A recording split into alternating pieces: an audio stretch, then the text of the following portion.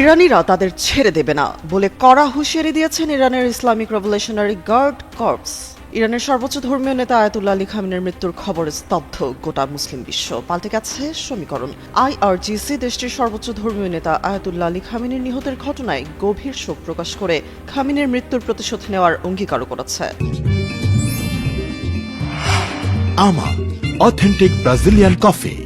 Israel ও যুক্তরাষ্ট্রের যৌথ হামলায় ইরানের সর্বোচ্চ ধর্মীয় নেতা আয়াতুল্লাহ আলী খামেনি নিহত হন। দেশটির তাসনিম ও ফার্স্ট নিউজ এজেন্সি এই তথ্য নিশ্চিত করেছে। তার মৃত্যুর ঘটনায় আইআরজিসি শোক প্রকাশ করে এবং বিবৃতিতে বলেছে, ইরান একজন মহান নেতা হারিয়েছে এবং তার শোকে মুহ্যমান। বিবৃতিতে আরও বলা হয়, মানবতার সবচেয়ে নিষ্ঠুর সন্ত্রাসী ও জল্লাদদের হাতে খামেনির শাহাদাত প্রমাণ করে যে এই মহান নেতা বৈধ ও ন্যায়সঙ্গত ছিলেন। তার আন্তরিক সেবাগুলো জনগণের কাছে গ্রহণযোগ্য ছিল বলেও বিবৃতিতে উল্লেখ করা হয়।